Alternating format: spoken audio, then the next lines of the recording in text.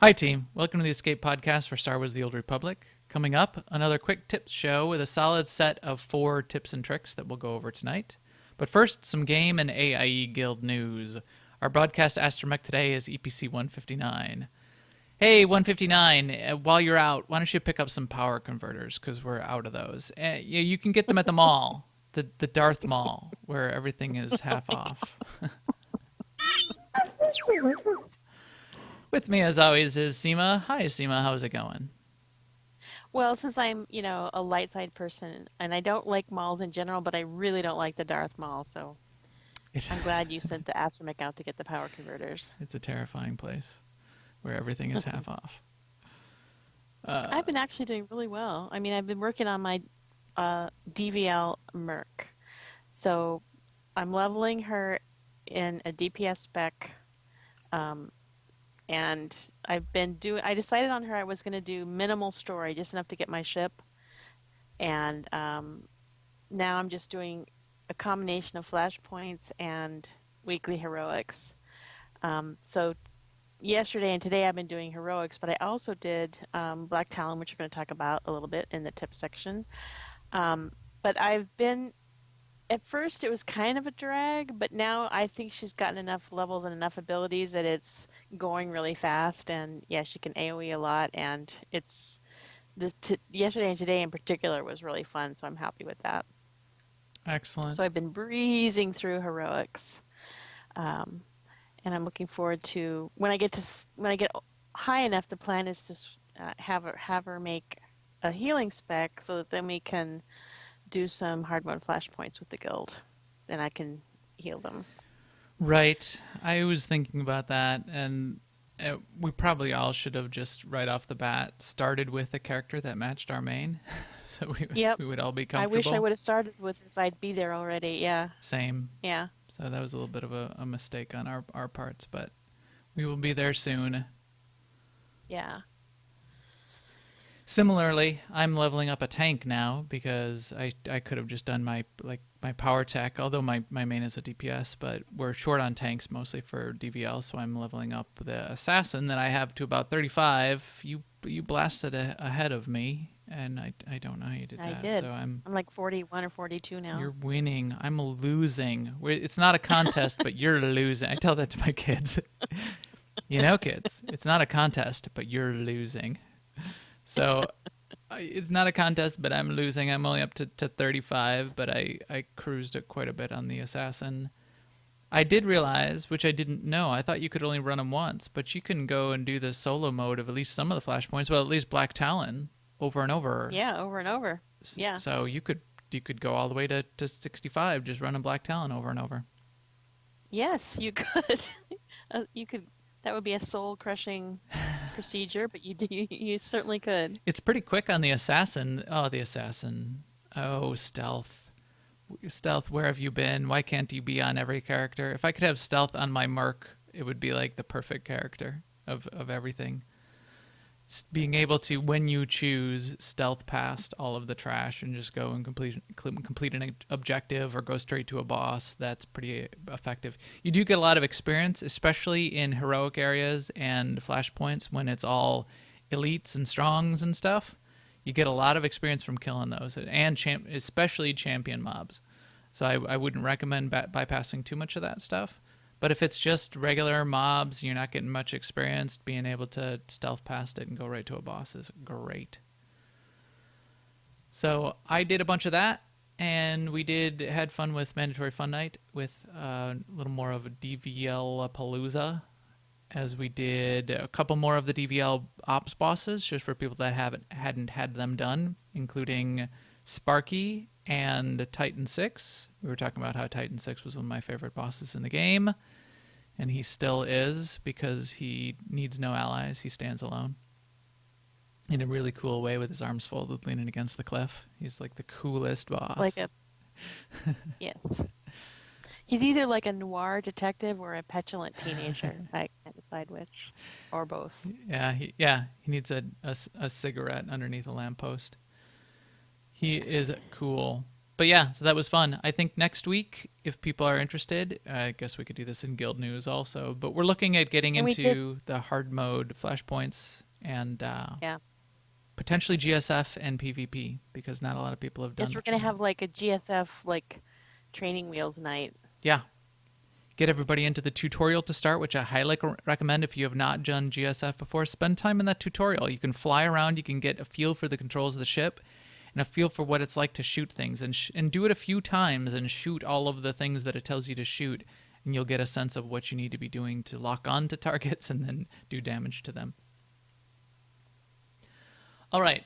But with that, I think we can talk about some news. Now, an Imperial News Network report. But with that, I think we can talk about some news. I'm going to press it again.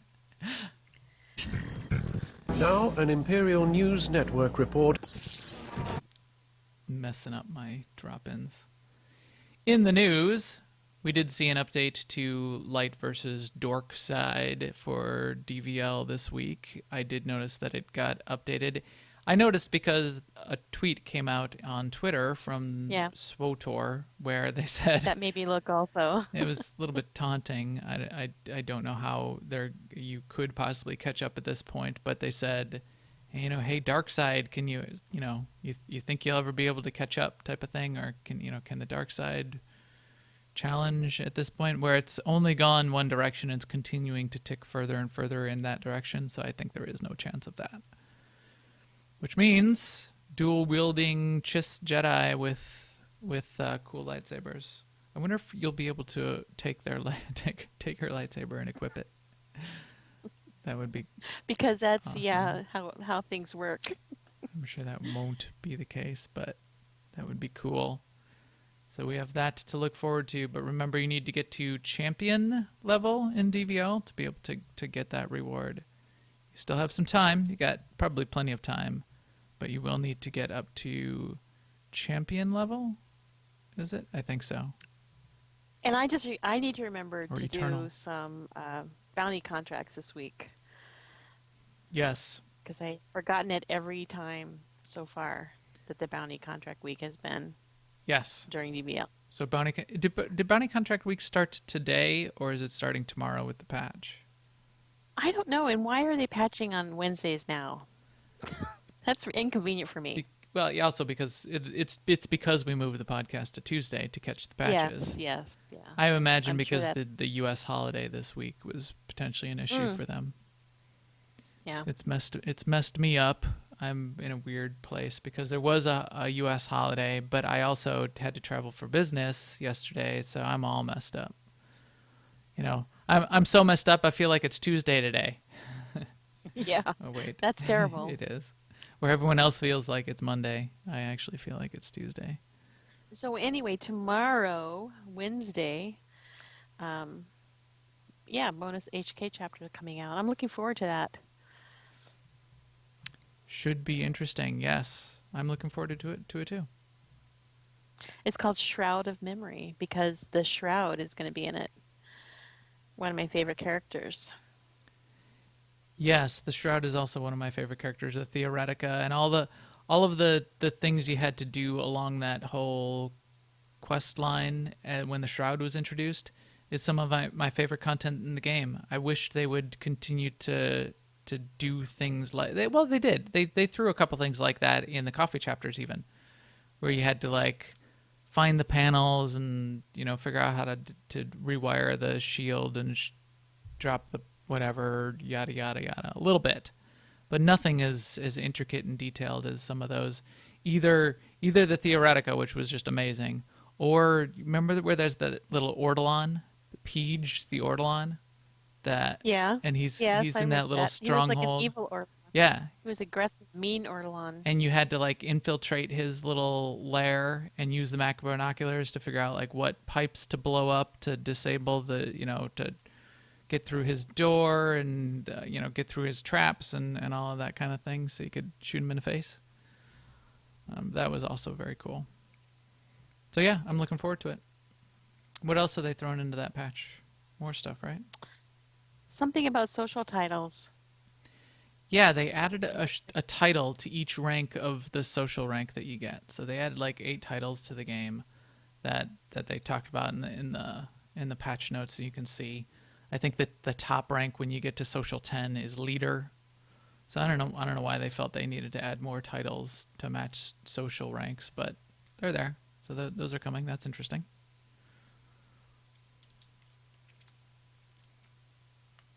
And then I guess there's going to be some bug fixes. Hopefully, the fix for getting credit for hard mode Manon will be in. Because I know people who have done that already do not relish the idea of doing it over again.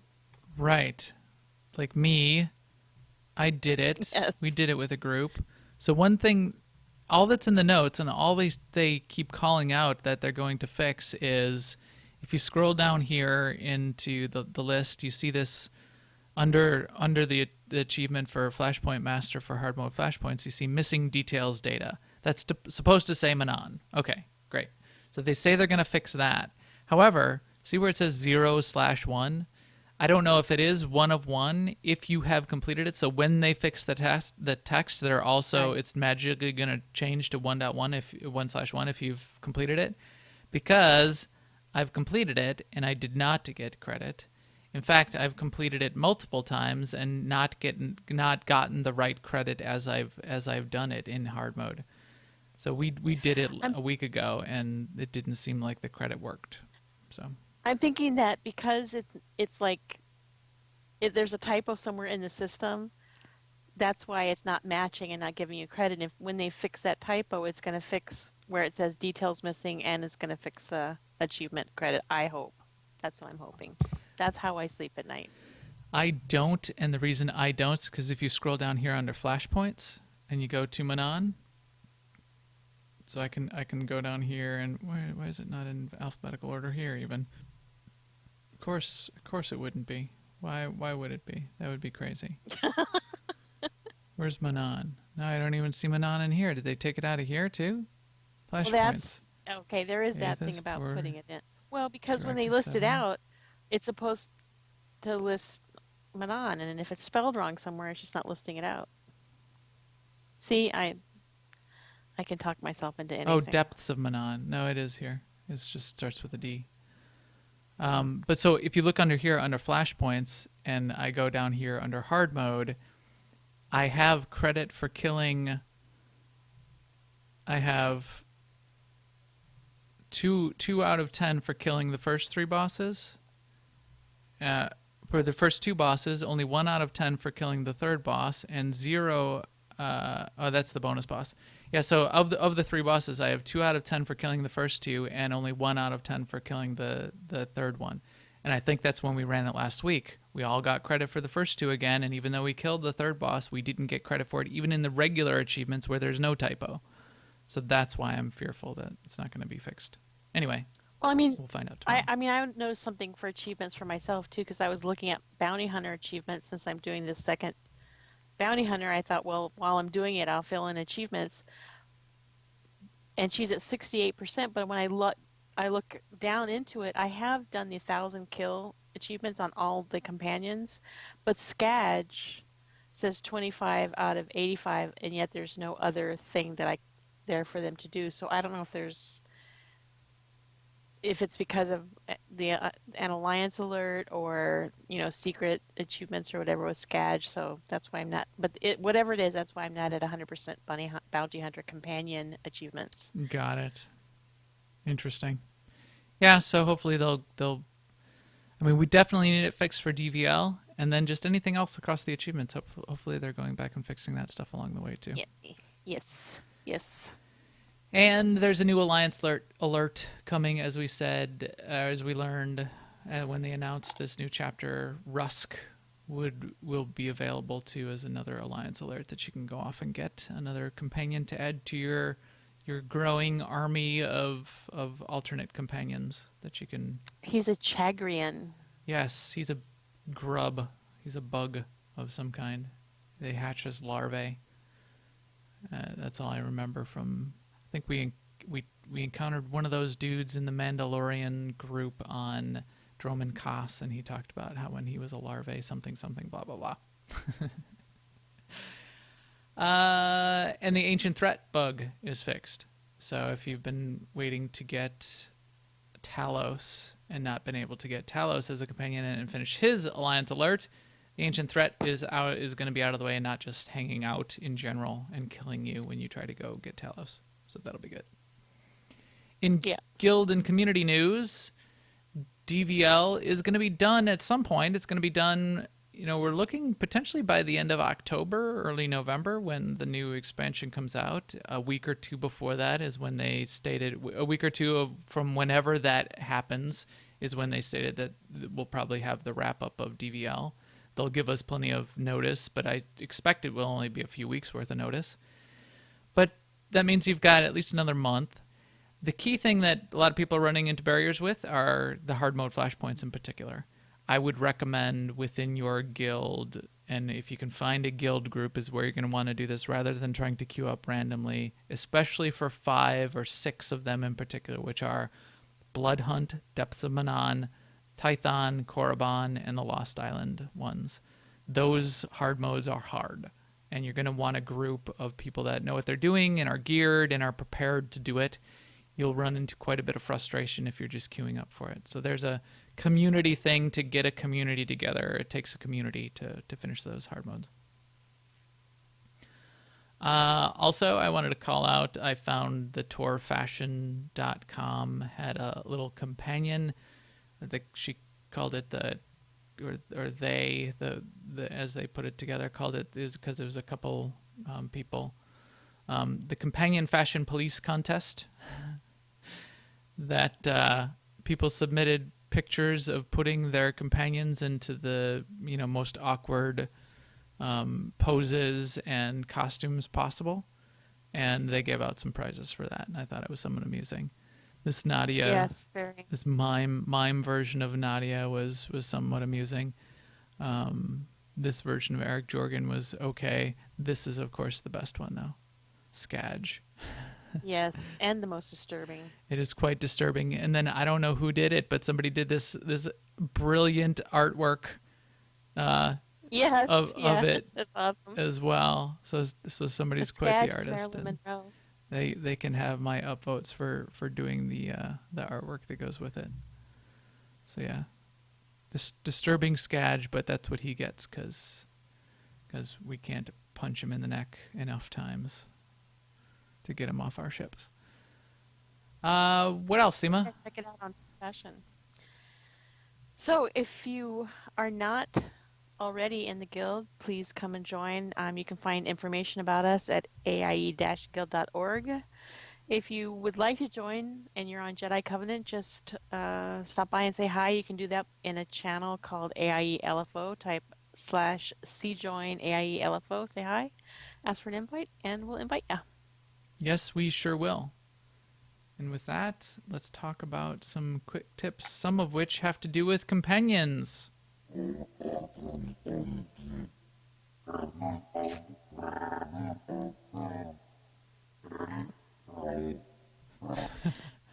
Thank you, Brunmark. That was a good introduction. Although you are not one of the companions that when we talk about our first something old tip, this will actually not apply to Brunmark. So give us something old, Seema, an old tip that we should remember and that still works. Okay. So here's an old thing which people used to know about and do a lot, and I started doing again recently, which is you can run Esselis and Black Talon to accumulate your light points or your dark points should you so desire. And at the same time, you can be leveling the influence of your first companion. So in my case, since I was leveling a merc, the first companion is Mako, so it only works for the first one. Like, so for a consular, it has to be Kaizen, for instance. And I went searching on the web, and I found a post that was from back in the day when we used to call it affection, but it's still pretty helpful in terms of summarizing all the correct answers that you would give for each companion so that you get the most influence out of running Black Talon or Esselis. So you can run it over and over and over again and get quite a bit of affection. In fact, today when I ran it, I took a few notes for Mako, and she was about influence 4 when I started. She got 5,250 influence for running Black Talon once, and 200, and I got 200 light side points for answering all light side things. So it's nothing to sneeze at. Right. It is a good chunk as well. And that's without doing Legacy of Persuasion, which I have not done, which is a legacy perk you can buy to increase the amount of influence you get from yeah, your choices. Right. Which I would recommend that people do. There's two. There's Legacy of Persuasion, which is the amount that you get from doing doing conversations in the game, and there's a second one for Legacy of Altruism, I think it's called, where you get a bonus for giving them gifts.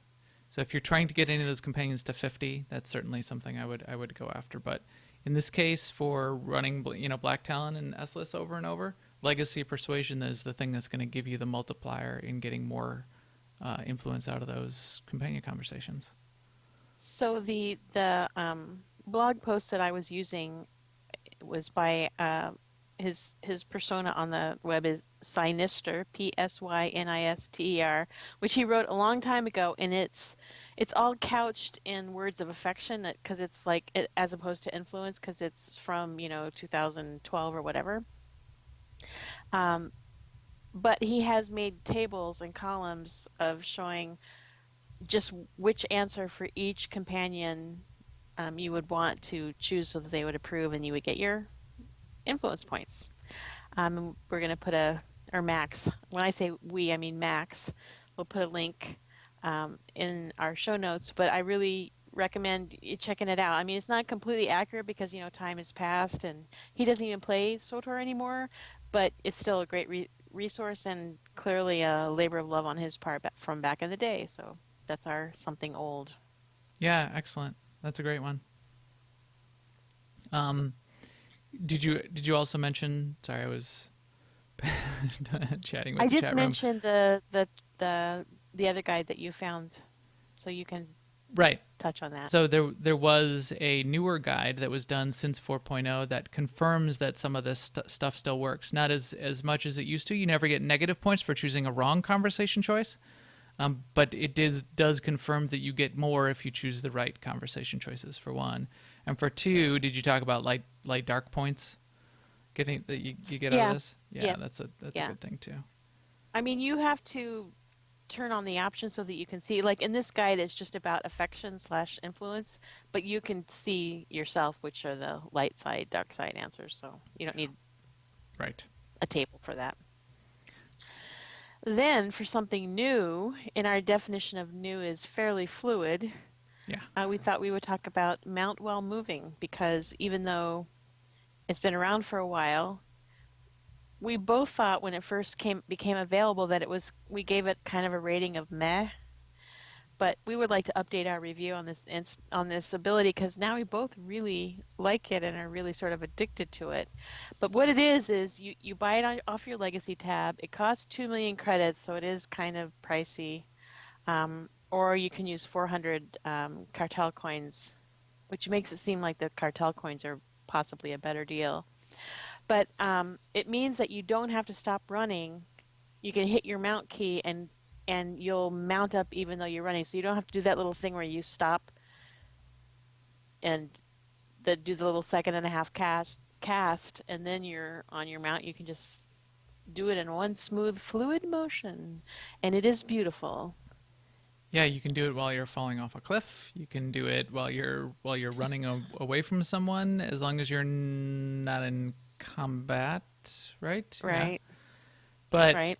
It is quite effective. And yeah, I completely agree. It actually took me a long time to unlock this. I didn't even bother for the first maybe month that it was out. And I kept forgetting and I really didn't care too much and so I didn't bother to unlock it. And then I finally unlocked it and now I've gotten so used to it. I've gone and played some other MMOs. Okay, so I've been playing a little bit of WoW lately. We got the new release there. And I'm on my druid, and my druid has travel form, right? Which is an insta-cast, same thing. I can cast it while I'm moving, and but it's a lot slower than actually stopping and casting the mount and getting on a regular mount. I'll only use travel form because I'm so Yeah. used to the insta mounting. I would rather go slower if I get insta mount than having to like stop, stand still, cast a spell to get on my mount and sit there and wait. I mean, it's a tiny thing in a way, but every time I'm playing another game and I can't do that, I do think of SWTOR. So, in that way, it's pretty effective. Yeah, I actually did a search when we were looking up notes. I wanted to see what other people had said about this, and I also was trying to look up how much it cost, and you tracked that down. Uh, I found threads in the forums for other MMOs saying, "Hey, SWTOR does this. This is a cool thing. Why don't you guys steal this, devs?" So, yeah, thumbs up. That's a good one. Definitely, you won't realize how valuable it is until you unlock it, and then don't have it unlocked on another character or forget it or miss it. Then you'll realize what you were missing. Well, it does cost 2 million credits, but it is for your whole legacy. You don't have to do it character by character. So there's that. That's nice. I try to do legacy unlocks as much as possible for those things. I figure if it's a perk I'm going to want anyway, I'm going to be unlocking it for my legacy. So I try to find the cheapest way to unlock it for legacy right out of the gate and not have to be paying to unlock it on multiple characters and then decide that I'm going to unlock it for my legacy. Yeah, So that's the worst deal. right. In something borrowed, so something old, something new, something borrowed. Under something borrowed, I looked up another old forum thread in the official forums that I found from a forum username Lheim, Lheim. And this user put together, when was this thread from? It was from quite a ways back, I believe. Yeah, goes back to 2011. But still a lot of good, interesting tips and tricks in there, and it was titled "Little Tips and Tricks That You Didn't Know." Bunch of old school tips and tricks. There's some real good ones for space combat that he called out. But he had a good one that reminded me that I down here under miscellaneous that reminded me of a trick that I love and have used to great effect, which is the idea that there are sort of the friendly leap and friendly pull that you can use in the game to do interesting things when you need to. Like you can do the rescue if you're a sage, for example. But if you don't have that and you still need some sort of ability to pull someone into some interesting place or get someone where you need them to go, you can duel, right? So what you do is in a lot of open areas, you can duel with someone, and then you can use your aggressive combat abilities like your knockbacks and your force grip and your grapples to do the same sorts of things. I'll give you an example where we've used this to great effect many times. It's not as needed anymore as often as we used to do it because we used to do datacrons on every character, right? But now they're legacy wide, so you only have to do them once. But the Sandcrawler datacrons out on Tatooine, out in the Dune Sea, you can ride the balloon to get to those datacrons, which I have done. I forced myself to do it, even though all the other times I did it on characters, I did it this cheater way. You can ride the balloon, and that's the real way to do it, but that takes like a half hour. Or you can use a combination of knockbacks and pulls to get up on the Sandcrawler and get the rest of your pals up on the Sandcrawler. We usually used to do it with the knockback in particular is the first way you get up there. So someone stands up on the little dune rise that's right in the front of the Sandcrawler, and you start jumping, right? You know, your character is jumping up and down like this. And the other person, you duel the other person who's got the knockback, and they try to time their knockback. So when you're sort of at the apex of your jump in the air, and then you get knocked back up higher on a higher angle up in the air, and you go flying all the way up, and you land on top of the Sandcrawler. And then once you get up there, you duel them again, and hopefully you've got some sort of force grip ability on the person that you put up there, and you use your grapple to pull them up. And the first thing you do is you pull up any of the sorks or sages that are on the ground, and you use the sorks and sages to start doing the rescues and the extrications to get everyone else up. And we've doing it that way to get one person up there. We got 20 people up on top of the Sandcrawler in a minimum amount of time without everybody having to to ride that balloon.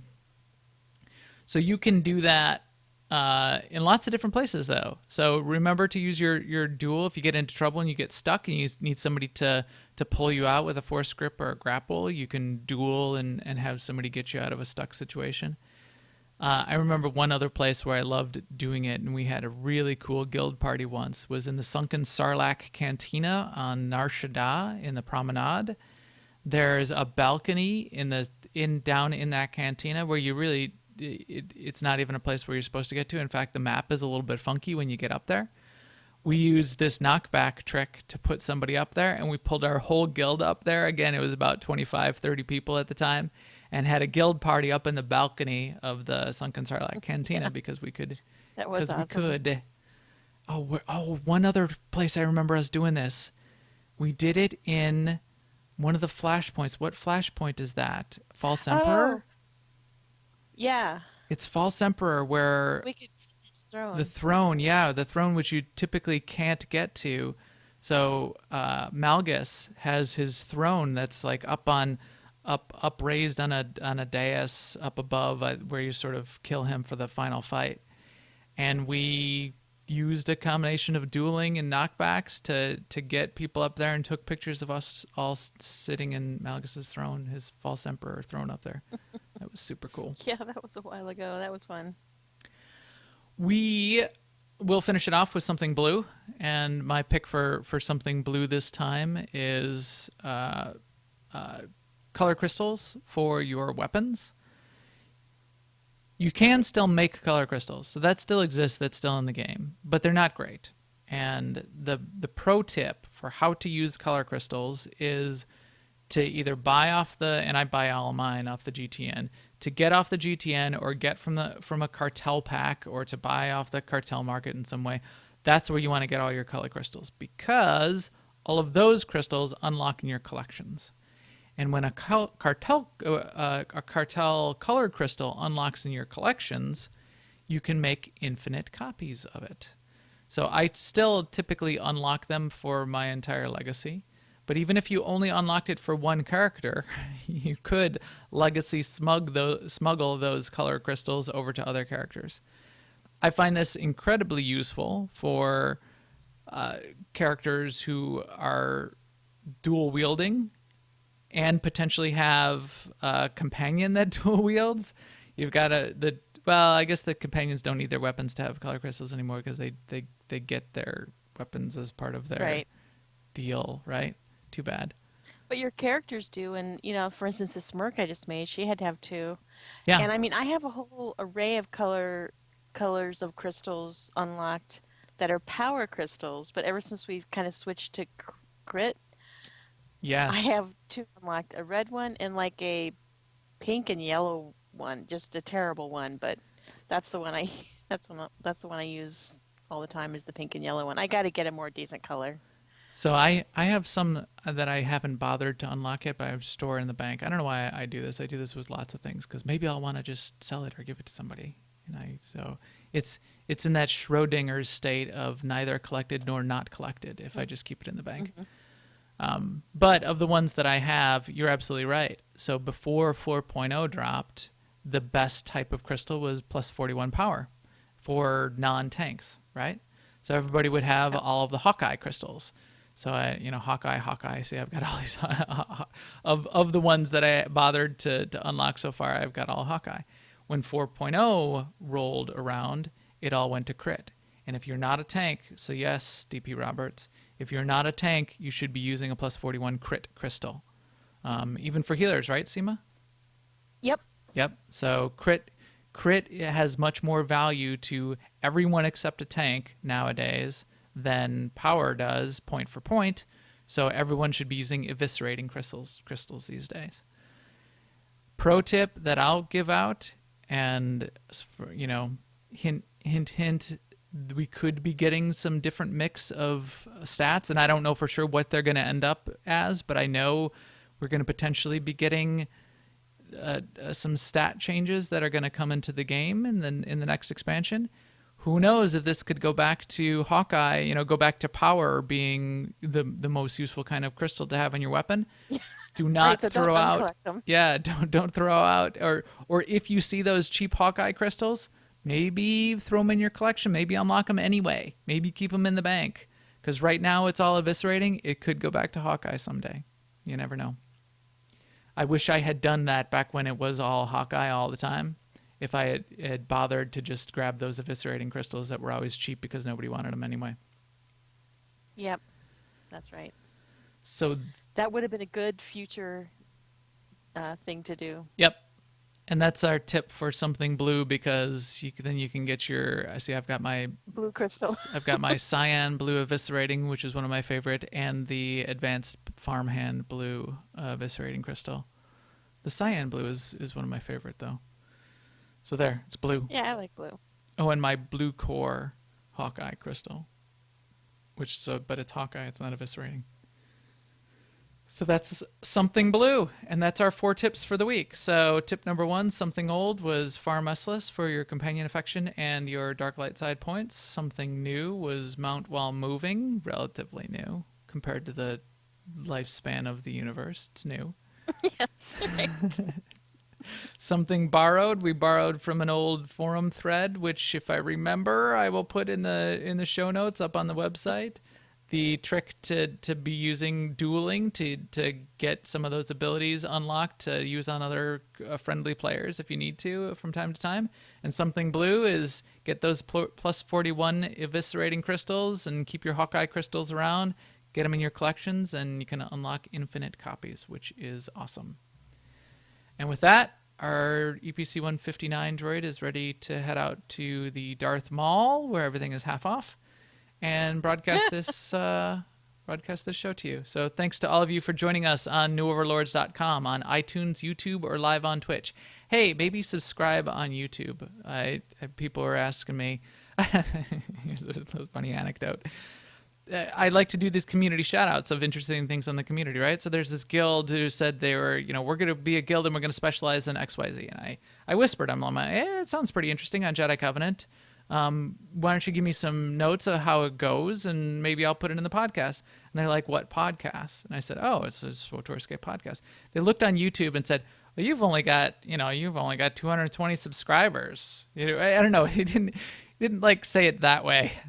But he said something about only 220 subscribers, and it made me feel a little bad. So it's like, it's only on YouTube, and we've only been doing YouTube for not all that long. Jeez, this is not the main vehicle delivery of my podcast, mister. I'll have you know. Anyways, not like I really care, but SWTORista got 2,000, and we only have like 220, so maybe go subscribe on YouTube. But she makes awesome videos. I mean, she her deserves video it. Plus, she got a shout out live on the dev stream, which sort of helps too. But she's a pro. I like everything that she ends up doing with that anyway. So, but our YouTube is like a side effect of doing this podcast. Her YouTube her YouTube channel is where she puts her effort. So yes, yeah, she's earned it. That is why I've been doing the no bone stance over here on the side throughout this podcast. Right, it's her influence. Is honor of her, because that's been on my mind. We were playing the music from her video in Ops tonight. Anyway, back to me heading out of the show here. Thanks to all of you for joining us on newoverlords.com, iTunes, YouTube, where you certainly already subscribed, and live on Twitch. We will stream again next Tuesday night on twitch.tv/newoverlords around 10:30 p.m. Central. Please follow us on Twitter at MaxTheGray and at AIESEMA. And come find us on Jedi Covenant. Most important, ask us for an AIE guild invite. Drop a character in and come join us on Mandatory Fun Nights. We would love to have you. And we'll talk to you soon. Later, everyone.